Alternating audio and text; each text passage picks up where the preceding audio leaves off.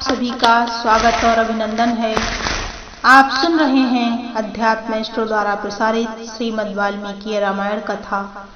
वाल्मीकि रामायण कथा के बाल कांड में आज हम लोग त्रयोदश सर्ग का श्रवण करेंगे। त्रयोदश सर्ग 13वें सर्ग की कथा की विषय वस्तु है राजा का वशिष्ठ से यज्ञ की तैयारी के लिए अनुरोध। वशिष्ठ जी द्वारा इसके लिए सेवकों की नियुक्ति और सुमंत्र को राजाओं की बुलावट के लिए आदेश। समागत राजाओं का सत्कार तथा पत्नियों सहित राजा दशरथ का यज्ञ की दीक्षा लेना। अथ त्रयोदशः सर्गः। पुनः प्राप्ते वसन्ते तु पूर्णः संवत्सरोऽभवत् प्रसवार्थे गतो यष्टुं हयमेघे निवीर्यवान्। वर्तमान वसंत ऋतु के बीतने पर जब पुनः दूसरा वसंत आया तब तक 1 वर्ष का समय पूरा हो गया था। उस समय शक्तिशाली राजा दशरथ संतान के लिए अश्वमेध यज्ञ की दीक्षा लेने के निमित्त वशिष्ठ जी के समीप गए। अभिवाद्य वशिष्ठं च न्यायतः प्रतिपूज्य च अब्रवीत् प्रतिष्ठितं वाक्यं प्रसवार्थे द्विजोत्तमम्। वशिष्ठ को प्रणाम करके राजा ने न्यायतः उनका पूजन किया और पुत्र प्राप्ति का उद्देश्य लेकर उन द्विज श्रेष्ठ मुनि ने यह विनय पूर्वक युक्त बात कही। यज्ञो में क्रियतां ब्राह्मण यथोक्तम मुनि पुंगव यथा न विघ्नाः क्रियन्ते यज्ञांगेषु विधीयताम्। ब्राह्मण मुनि प्रवर, आप शास्त्र विधि के अनुसार मेरा यज्ञ करावें और यज्ञ के अंगभूत अश्व संचारण आदि में ब्रह्म राक्षस आदि जिस तरह विघ्न न डाल सके वैसा उपाय कीजिए। भवान स्निग्धा सुहृष्टमध्यां गुरुश्च परमो महान् वोढव्यो भवता चैव भारो यज्ञस्य चोद्यतः। आपका मुझ पर विशेष स्नेह है। आप मेरे सुहृद अकारण हितैषी गुरु और परम महान हैं। यह जो यज्ञ का भार उपस्थित हुआ है इसको आप ही वहन कर सकते हैं। तथेति च स राजानम् अब्रवीत् द्विजसत्तमः करिष्ये सर्वमेवैतद् भवता यद् समर्थितम्। तब बहुत अच्छा कहकर विप्रवर वशिष्ठ मुनि राजा से इस प्रकार बोले, नरेश्वर, तुमने जिसके लिए प्रार्थना की है वह सब मैं करूंगा। ततो अब्रवीत् द्विजान् वृद्धान् यज्ञ कर्म मुनि सुनिष्ठितान् स्थाप्यते निष्ठिताश्चैव वृद्धान् परम धार्मिकान् कार्मान्तिकश्च सल्पकारान् वर्धकीन् खनकानपि गणकाश्च शिल्पैश्च नश्चैव तथैव नटनर्तकान् तथा शुचिश्च शालशास्त्रविदः पुरुषान् सुबहुश्रुततान् यज्ञकर्म समीहन्तां भवतो राजशासनात्। तदंतर वशिष्ठ जी ने यज्ञ संबंधी कर्मों में निपुण तथा यज्ञ विषयक शिल्प कर्म में कुशल परम धर्मात्मा बूढ़े ब्राह्मणों, यज्ञ कर्म समाप्त होने तक उसमें सेवा करने वाले सेवकों, शिल्पकारों, बढ़इयों, भूमि खोदने वालों को, ज्योतिषियों, कारीगरों, नटों, नर्तकों, विशुद्ध शास्त्र वेत्ताओं तथा बहुश्रुत पुरुषों को बुलाकर उनसे कहा कि तुम लोग महाराज की आज्ञा से यज्ञ कर्म के लिए आवश्यक प्रबंध करो। इष्टका बहुशास्त्र ही बहुसाहस्री शीघ्रमानीयतामिति उपकार्यां क्रियन्तां च राज्ञो बहुगुणान्वितः। शीघ्र ही कई हजार ईंटें लाई गईं। राजाओं के ठहरने के लिए उनके योग्य अन्नपान आदि अनेक उपकरणों से युक्त बहुत से महल बनाए जाएं। ब्रह्मणा वसार्थश्चैव कर्तव्या सतसः शुभाः भक्ष्यान्यपाने बहुर्भिः समुपेताः सुनिष्ठिताः। ब्राह्मणों के रहने के लिए सैकड़ों सुंदर घर बनाए जाएं। वे सभी गृह बहुत से भोजनीय अन्न पान आदि उपकरणों से युक्त तथा आंधी पानी आदि के निवारण में समर्थ हों। तथा पौरजनस्यापि कर्तव्याश्च सुविस्तराः आगतानां सुदूराश्च पार्थिवानां पृथक पृथक। इस प्रकार पूर्ववासियों के लिए भी विस्तृत मकान बनने चाहिए। दूर से आए हुए भूपालों के लिए पृथक पृथक महल बनाए जाएं। वाजिवारण सलासाश्च तथा शय्यागृहाणि च भटानां महदावासं वैदेशिकानि निवासिनां। घोड़े और हाथियों के लिए शालाएं बनाई जाएं। साधारण लोगों के सोने के लिए घरों की व्यवस्था हो। विदेशी सैनिकों के लिए भी बड़ी बड़ी छावनियां बनाई जाएं। आवासा बहुभक्ष्या वै सर्वकामैरुपस्थिताः तथा पौरजनस्यापि जनस्य बहुशोभनं दातव्यम् अन्नं विधिवत सत्कृत्य न तुलसी लीलया। जो घर बनाए जाएं उनमें खाने पीने की प्रचुर सामग्री उपस्थित हो, उनमें सभी मनोवांछित पदार्थ सुलभ हों तथा नगरवासियों को भी बहुत सुंदर अन्न भोजन के लिए दिया जाए, वह भी विधिवत सत्कार पूर्वक दिया जाए, अवहेलना करके नहीं। सर्वे वर्णा यथा पूजां प्राप्नुवन्ति सुसत्कृताः न च वाज्ञा प्रयोक्तव्या काम क्रोध वसादपि। ऐसी व्यवस्था होनी चाहिए जिससे सभी वर्ण के लोग भली भांति सत्कृत होकर सम्मान प्राप्त करें। काम और क्रोध के वशीभूत होकर भी किसी का अनादर नहीं करना चाहिए। यज्ञ कर्मसु ये व्यग्राः पुरुषाः शिल्पिनस्तथा तेषामपि विशेषेण पूजा कार्या यथाक्रमम्। जो शिल्पी मनुष्य यज्ञ कर्म की आवश्यक तैयारी में लगे हों, उनका तो बड़े छोटे का ख्याल रखकर विशेष रूप से समादर करना चाहिए। ये स्युः सम्पूजिताः सर्वे वसुभिर्भोजनेर्चा यथा सर्वे सुविहितं च किंचिदं परिहीयते तथा भवन्तः कुर्वत प्रीतियुक्तेन ते चेतसा। जो सेवक या कारीगर धन और भोजन आदि के लिए सम्मानित किए जाते हैं, वे सब परिश्रम पूर्वक कार्य करते हैं। उनका किया हुआ सारा कार्य सुंदर ढंग से संपन्न होता है, उनका कोई काम बिगड़ने नहीं पाता। अतः तुम सब प्रसन्नचित्त होकर ऐसा ही करो। ततः सर्वे समागम्य वसिष्ठमिदम् अनुज्ञवन् यथेष्टं तत्सुविहितं च किंचित् परिहीयते तथोक्तं तत्करिष्यामो न किंचित् परिहास्यते।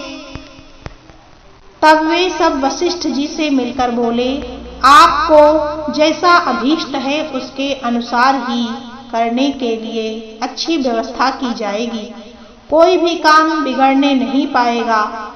आपने जैसा कहा है हम लोग वैसा ही करेंगे, उसमें कोई त्रुटि नहीं आने देंगे। ततः सुमंत्रस्य माहूय वसिष्ठो वाक्यमब्रवीत् निमन्त्रयस्व नृपीन् पृथिवीभ्यां ये च धार्मिकाः ब्राह्मणान् क्षत्रियान् वैश्याः शूद्राश्चैव सहस्रशः। तदंतर वशिष्ठ जी ने सुमंत्र को बुलाकर कहा, इस पृथ्वी पर जो जो धार्मिक राजा, ब्राह्मण, क्षत्रिय, वैश्य और सहस्रों शूद्र हैं, उन सबको इस यज्ञ में आने के लिए निमंत्रित करो। समानयस्व सत्कृत्य सर्वदेशेषु मान्यवान् मिथिलाधिपतिं शूरं जनकं सत्यवादिनं तमानय महाभागं स्वयमेव सुसत्कृतं पूर्वे संबंधिनं ज्ञात्वा ततः पूर्वे ब्रवीमिते। तब सब देशों के अच्छे लोगों को सत्कार पूर्वक यहाँ ले आओ। मिथिला के स्वामी शूरवीर महाभाग जनक सत्यवादी नरेश हैं, उनको अपना पुराना संबंधी जानकर तुम स्वयं ही जाकर उन्हें बड़े आदर सत्कार के साथ यहाँ ले आओ। इसीलिए पहले तुम्हें यह बात बता देता हूँ। तथा काशीपतिं स्निग्धं सततं प्रियवादिनं संध्रक्तं देव संकासं स्वयमेवानयस्व। इसी प्रकार काशी के राजा अपने स्नेही मित्र और सदा प्रिय वचन बोलने वाले हैं, वे सदाचारी तथा देवताओं के तुल्य तेजस्वी हैं, अतः उन्हें भी स्वयं ही जाकर ले आओ। तथा केकयराजानं वृद्धं परं धार्मिकं स्वसुरं राजसिंहस्य सपुत्रं तमिहानय। केकई देश के बूढ़े राजा बड़े धर्मात्मा हैं, वे राज सिंह महाराज दशरथ के ससुर हैं, अतः उन्हें भी पुत्र सहित यहाँ ले आओ। अंगेश्वरम महेश्वासम रोमपादम सुसंस्कृतम वयस्वम राजसिंहस्य सुपुत्रम तमिहानय। अंग देश के स्वामी धनुर्धर राजा रोमपाद हमारे महाराज के मित्र हैं, अतः उन्हें पुत्र सहित यहाँ सत्कार पूर्वक ले आओ। तथा कौशल राजानं भानुमंतं सुसत्कृतं मगधाधिपतिं सूरं सर्वशास्त्र विशारदं प्रतिज्ञं परमोदारं सत्कृतं पुरुषर्षभं। कौशल राज भानुमान को भी सत्कार पूर्वक ले आओ।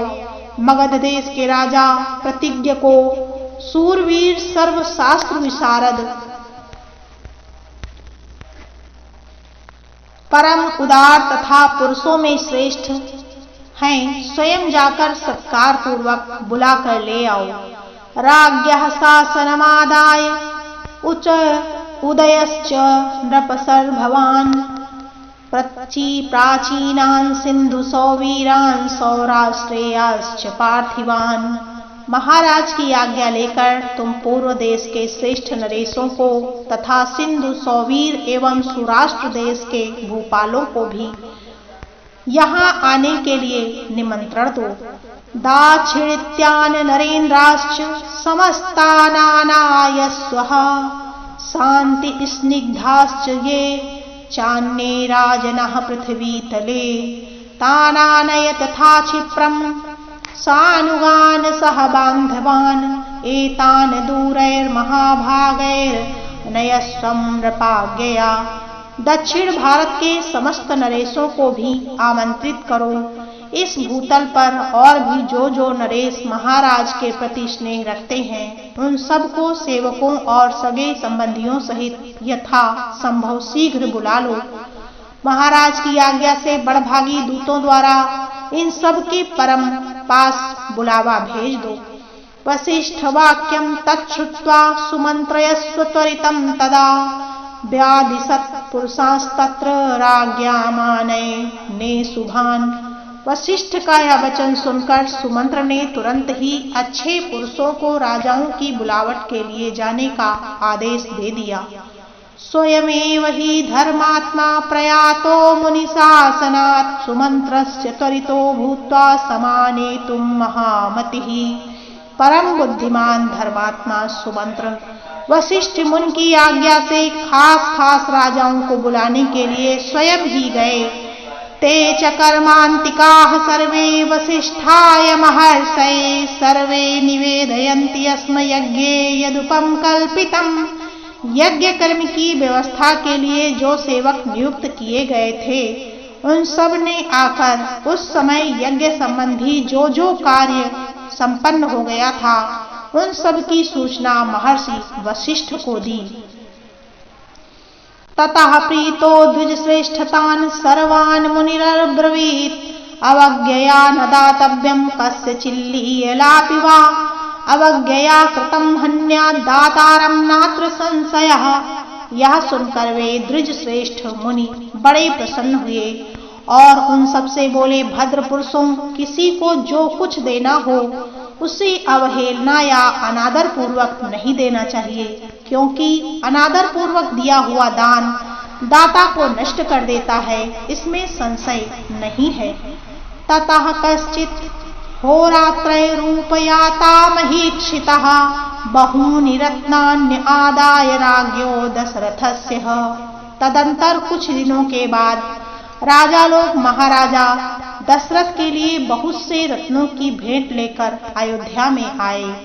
ततो वसिष्ठः सुप्रीतो राजनामिदम् अब्रवीत् उपयाता नरव्याघ्रराजनस्तव शासनात् मयापि सत्कृताः सर्वे यथार्हे राजसत्तमम्।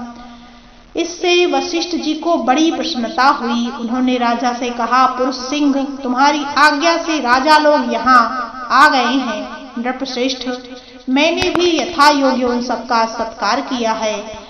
यज्ञं च कृतं सर्वपुरुषैः सुसमाहितैः निर्यातु च भवान् यष्टुं यज्ञातनयम् अन्तिकात्।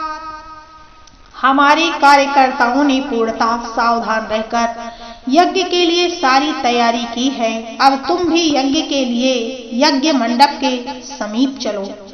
सर्वकामैः रूपहृतैरुपेतं वै समन्ततः द्रष्टुम अर्हसि राजेंद्र मनसेव विनिर्मितम्। राजेंद्र, यज्ञ मंडप में सब और सभी वांछनीय वस्तुएं एकत्र कर दी गई हैं। आप स्वयं चलकर देखें, यह मंडप इतना शीघ्र तैयार किया गया है मानो मन के संकल्प से ही बन गया हो। यथा वसिष्ठ वजना वचना आद्रस्य श्रृंगस्य चो उभयो दिवसे शुभ नक्षत्रे निर्यातो जगतीपति। मुनिवर वशिष्ठ तथा ऋष्य श्रृंग दोनों के आदेश से शुभ नक्षत्र वाले दिन को राजा दशरथ यज्ञ के लिए राजभवन से निकले। ततो वसिष्ठ प्रमुखाः सर्व एव द्विजोत्तमाः ऋष्य श्रृंगं पुरस्कृत्य यज्ञ कुर्मारं मस्तदा यज्ञवाटं गता सर्वे यथा शास्त्रं यथा विधि। श्रीमांश्च सह पत्नीभिः राजा दीक्षाम् उपाविशत्। तत्पश्चात वशिष्ठ आदि सभी श्रेष्ठ द्विजों ने यज्ञ मंडप में जाकर ऋषि श्रृंग को आगे करके शास्त्रोक्त विधि के अनुसार यज्ञ कर्म का आरंभ किया। पत्नियों सहित श्रीमान अवध नरेश ने यज्ञ की दीक्षा ली।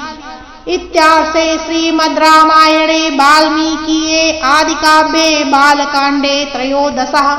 इस प्रकार श्रीमद् वाल्मीकि निर्मित आर्ष रामायण आदि काव्य के बालकांड में 13वां सर्ग पूरा हुआ।